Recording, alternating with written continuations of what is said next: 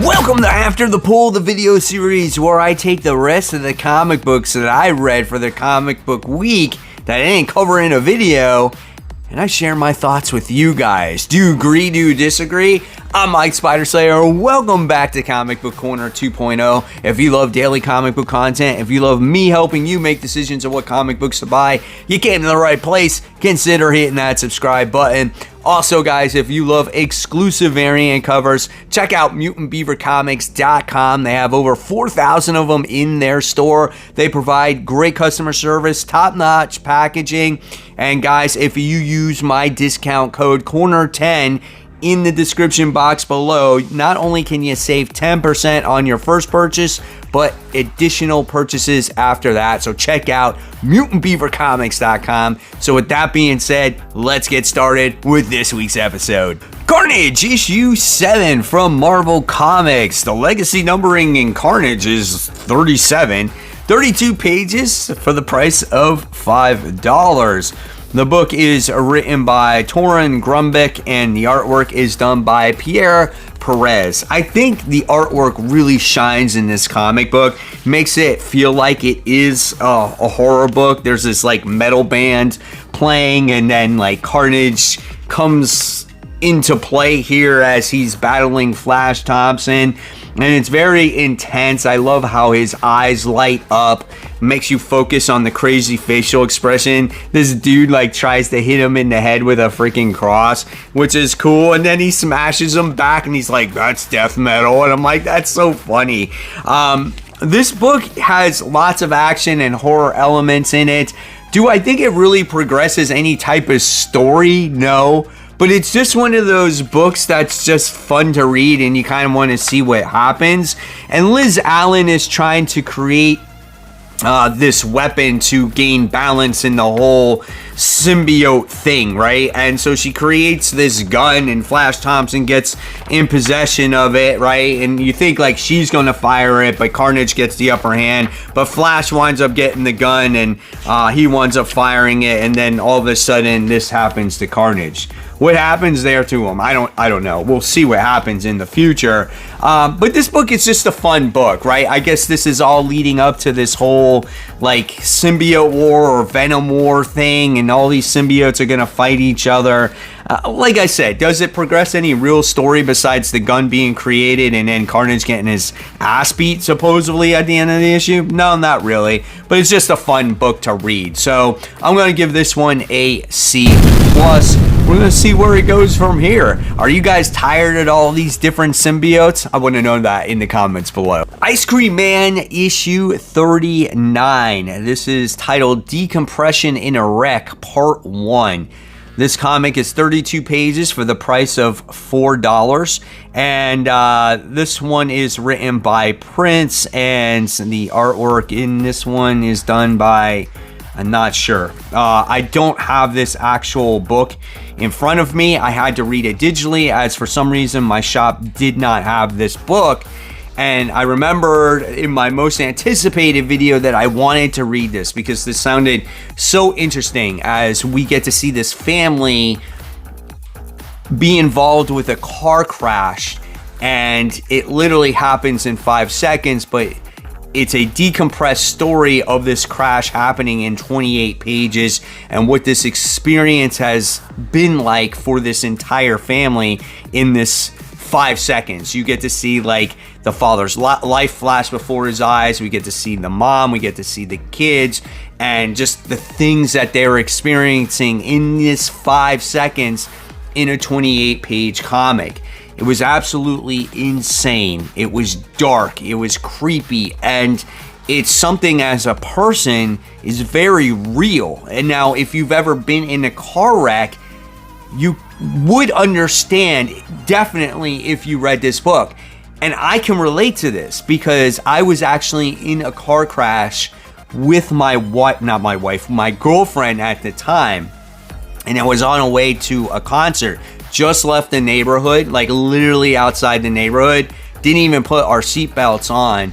And my girlfriend at the time wasn't paying attention or something. A person stopped short and we sat there and we crashed into their bumper. And being that we weren't wearing our seatbelts, my head hit the front windshield, and I was listening to Metallica's Nothing Else Matters, and there was this one note where it said, "Nothing else matters," and it seemed like it was like a minute long, and literally, that was a second long, and it was insane. Luckily, we were both okay. Nothing seriously happened, but I can understand, in a way, kind of like what this comic was, right? I mean, I was just taken back by this thing. It's brilliantly written. It gives you the definition of decompressed storytelling, and you find yourself interested on everything that this family was going through up until this crash.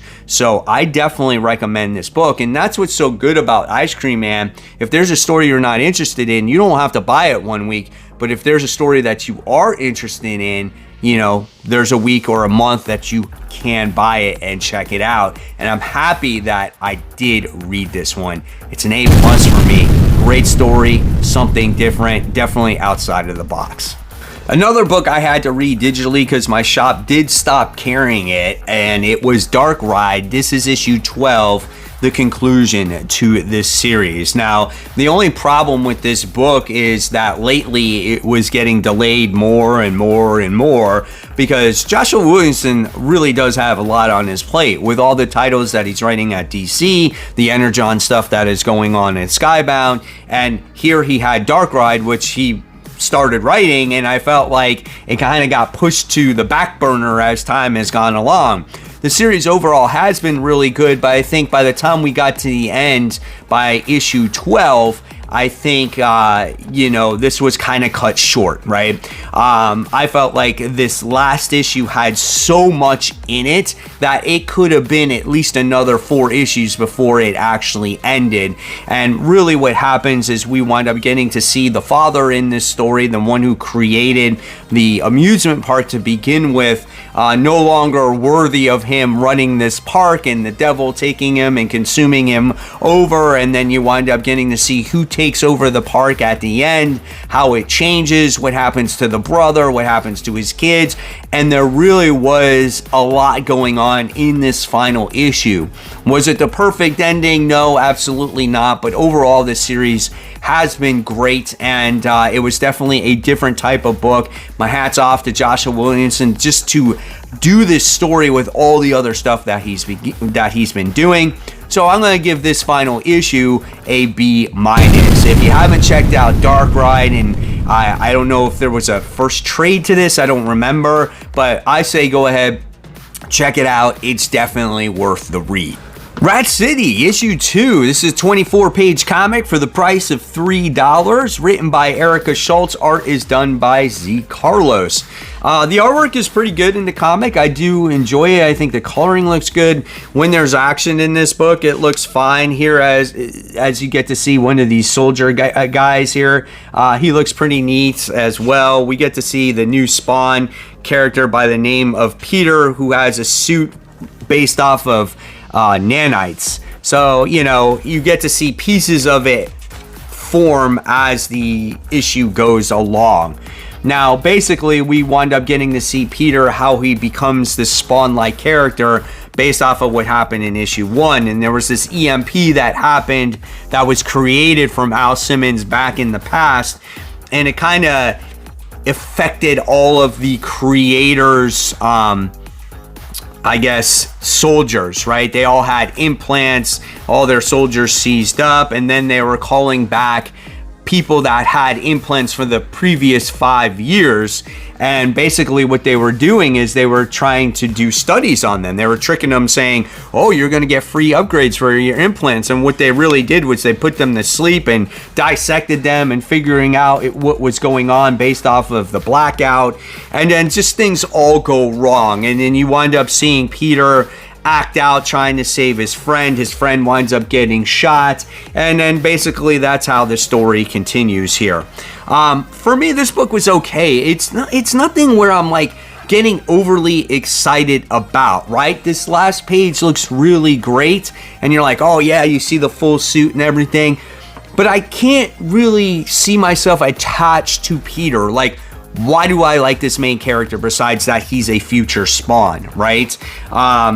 It's like I got to give this a little bit more time to see if I totally like this. And so for $2.99, it's kind of like, well, why not? Let's see what happens. If the book kind of stays the same way, if it doesn't get any deeper, if the characters don't get any deeper, then I might drop it. But for right now, I'm going to see where it goes. And this one was a C for me. It's just average. I like the action. I like the artwork. But it's nothing there where I'm like overly getting excited about. So we'll see. You can't beat that $2.99 price, though. Spawn, issue 353, moving from one Spawn Universe book to the other. This one is also 24 pages for the price of $3, written by Todd McFarlane and Rory McConneville, and the art is done by Brett Booth. The artwork from Brett Booth, as always, is absolutely stellar.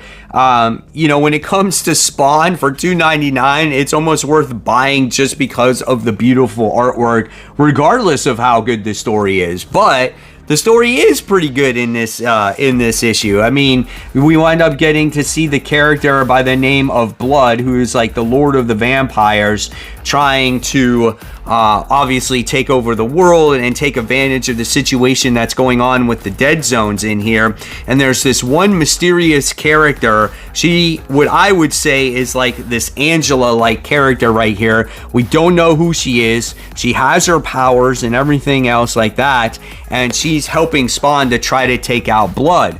Now, you would think that in this issue that Lord Blood was taken out, but he had his little like scroll-like people imitate that it was him, and they took out the wrong person, and they wind up almost getting killed at the end of this issue.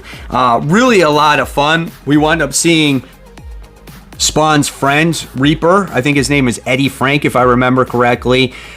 He's being possessed by Blood himself, and he's trying to help him. So now we're just getting to see this uneasy alliance by this new female character that absolutely has powers, and Spawn himself. And we get to see another main person in this comic that's kind of beyond everything as well.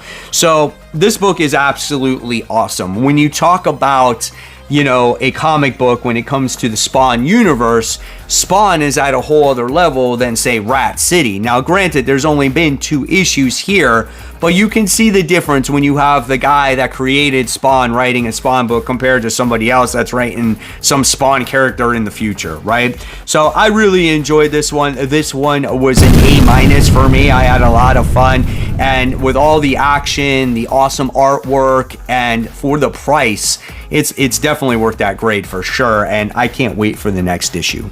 I Heart Skullcrusher. This is issue 3. This is a $5 comic book written by Josie Campbell. The art is done by Elizio Zono. The art is great, man. I absolutely love this book. I love how they show cards that represent the players. Like, here is the front page of this book. This is the variant cover, and it shows you like all her stats and stuff. And so in this book, they wind up they needed a goalie for their team, and they recruited this bear. And the coach is just like, yeah, what makes him the human man bear is because he likes to wear his hat backwards and stuff. And it's just hysterical. But the art is so like anime, maybe Saturday morning cartoonish type of style of art. It's a lot of action. It's a lot of in your face. There is a lot going on. And my good friend Kat Comic Uno from my live stream that I do on Tuesday nights called Comic Book Weekly, we were discussing, and she's like, man, I don't like this book because there's so much going on and I can't understand it. And this is one of those books where you almost just gotta let go and just have fun with it, right? There's so many rules when it comes to Screaming Paintball that you're just kind of like, it reminds you of like when you were a kid playing a made-up sports game and you create rules as you go along. That's what Screaming Paintball reminds me of, right? There's all these different twists and turns. Just when you have the game figured out, there's something else that gets introduced. And what makes this fun is just the cast of characters, the team, the enemies that they face, all the different power sets that they have, the dynamic artwork, and it's just absolutely out there all over the place, and I absolutely love it. So I'm gonna give this one an A. I can see why people might be a little bit turned off because it's just all over the place. But I don't know, for some reason, I liked this chaos that happened in this issue. I love Trini as a character because I love how she just wants to be the best at screaming paintball. So, great book. I definitely recommend it. If you don't like chaos and crazy stuff going on, it might not be for you, but I absolutely love it. Redcoat, this is issue 2, 32 pages for the price of $4, written by Jeff Johns, and the art is done by Brian Hitch. There's not a lot of action that happens in this comic, but the art is done really well. I love the facial expressions in this comic book. I love seeing Simon Pure in here. He's always kind of just like, what's going on? You know, he's like always into certain things. That Albert Einstein character is pretty cool. You get to see all the, you know, the way things looked back in 1892, because it's been about 116 years since the death of Simon Pure, and he gets those immortality powers. And in this book, we wind up seeing Simon Pure come face to face with Albert Einstein, because Albert Einstein now has a he wants to meet with Simon because his sister said that he has this connection to save the world. Now, in the beginning of this comic, we get to see Simon and Albert running away from these different cast of characters, maybe a similar cult that granted him these powers, and they mortally wound him with this particular axe. And the reason, or the way you find that out, is because there's some other guy that's immortal as well that has more information, and that's where Simon and Albert Einstein go. They meet this guy at this party to find out information on what's going on with him, right?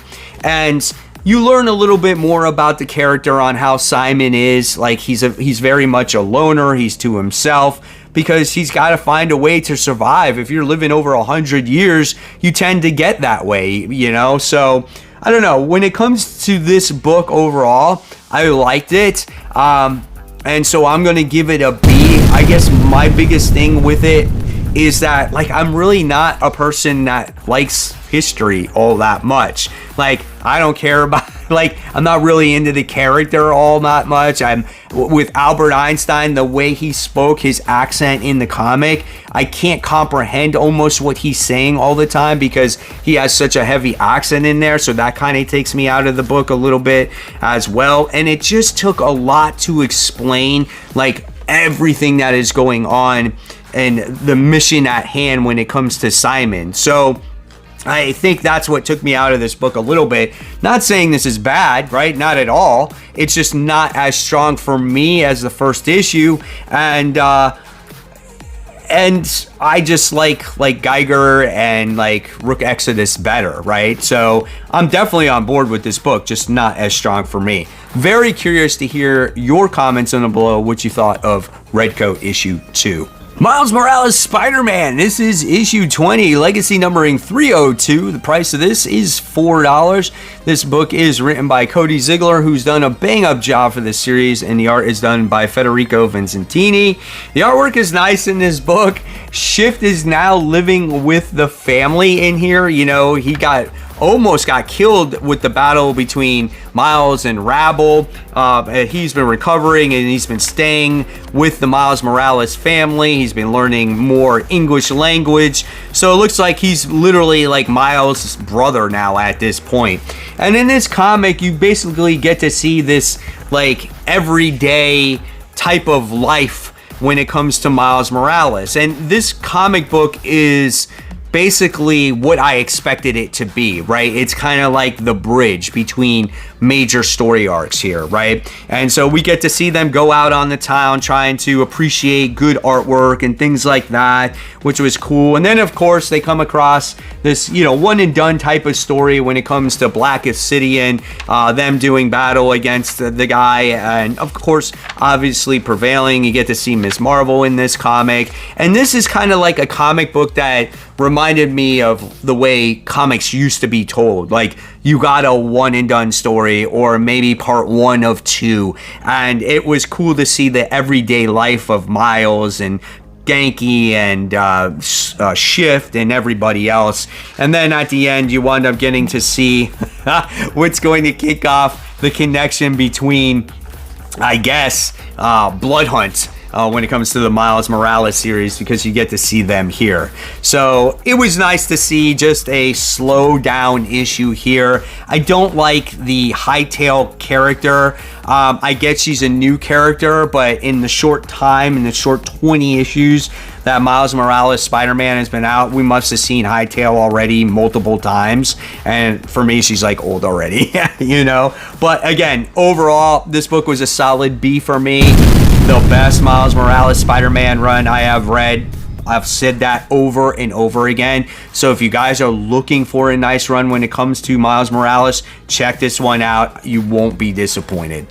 Batman and Robin, this is issue 9, 32 pages for the price of $5. This book is written by Joshua Williamson. The art is done by Simone DeMio.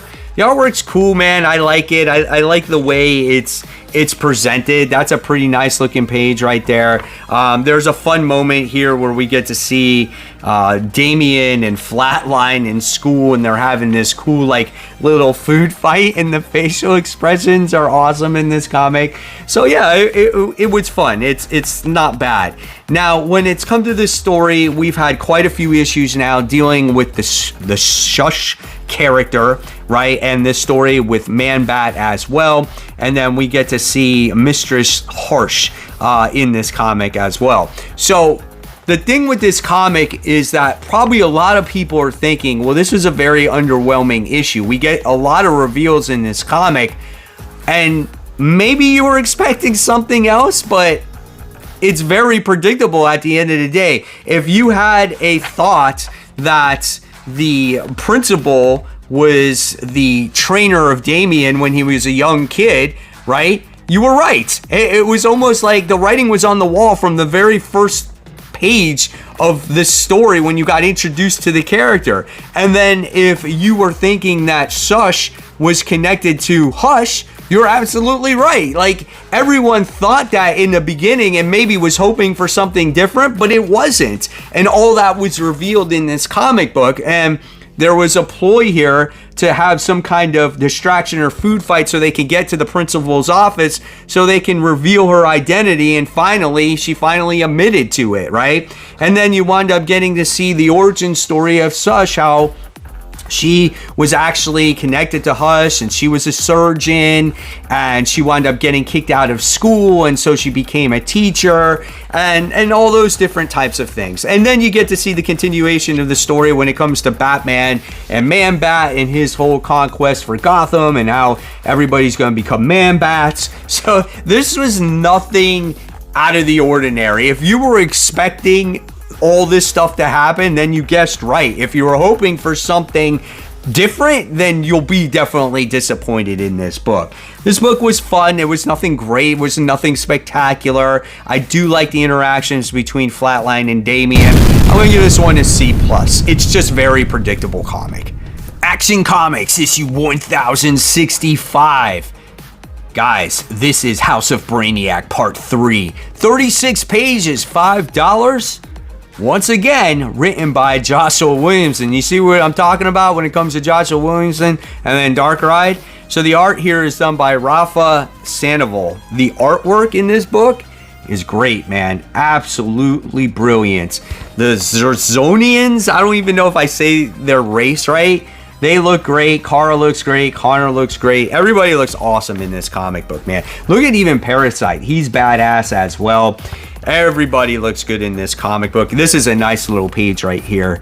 I love when comic book art just stands out and you just can get lost.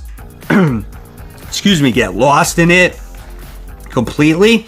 And so good.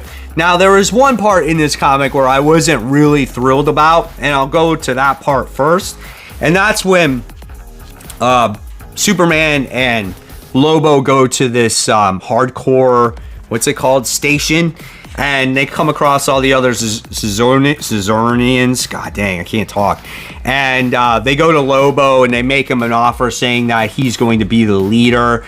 And if you do, the first thing that you got to do is you got to take out Superman. So that's what's led to that, right? And I was like, oh, great. Like, now we're going to have this inner conflict. Like, so I'm not like a big fan of that. Like, why do we have to have that? Why can't they just work together to defeat the bad guy here, right?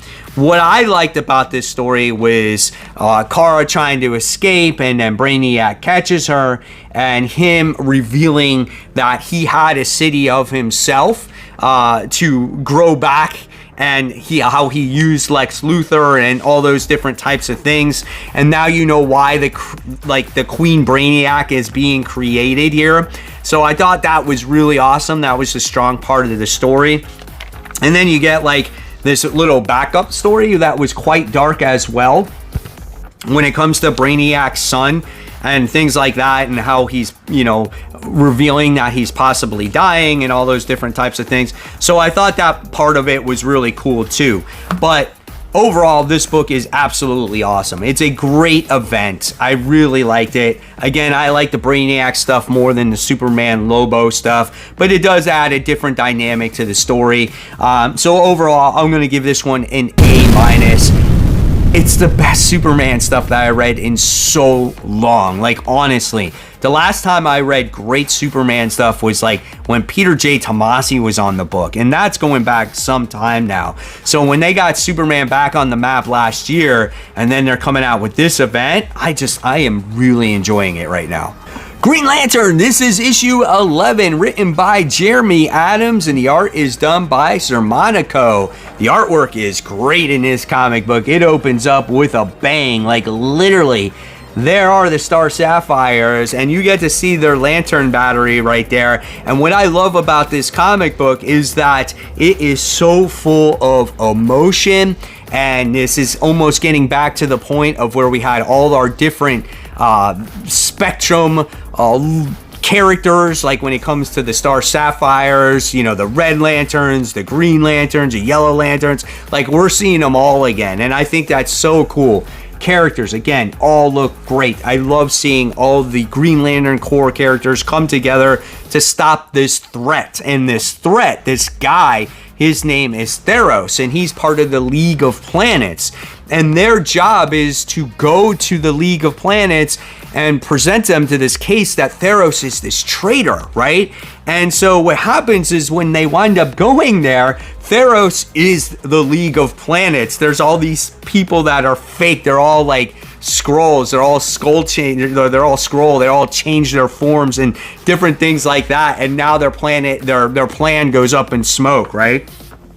The other part of this story is a great little story with Carol, who wants to try to push forward and move on from Hal. As much as deep down inside she loves Hal, and you get to see that in this comic book with her facial expressions, she tries to elope with her boyfriend in the comic, right? And we get to see her relive this flashback with how Hal is like the rebel, and he stole a car, and they went to Vegas and all this different stuff, and it kind of jogged her memory because she's going to Vegas with her current boyfriend to get married. But at the end of the comic, you wind up seeing a Star Sapphire ring approach, and if you've read, obviously, Green Lantern comics before, Carol Ferris is a Star Sapphire, or she was. And there was something that happened in the beginning of this book that is making you lead to believe that she's going to become a Star Sapphire again. Does she get back with Hal Jordan also? I don't know. We'll see. Really great story, guys. Top pick for me, A+. This was the pick of the week by far for me. There were some good books, but this book stood out, and I love how Jeremy Adams is writing Green Lantern and all the character beats and emotions. He did the same thing with Flash here. I pray that he stays on this book for a very long time. So there is this week's episode of After the Poll. Do you guys agree, disagree? Leave me all those comments down below. It's much appreciated. Thank you so much for supporting the channel, guys. If you love the content, there's more content right here for you to click on. And of course, guys, as always, support the local comic shops. Keep buying, keep collecting, but always remember, read your comics so we can have that great comic conversation. Guys, thank you so much. I'll see you real soon.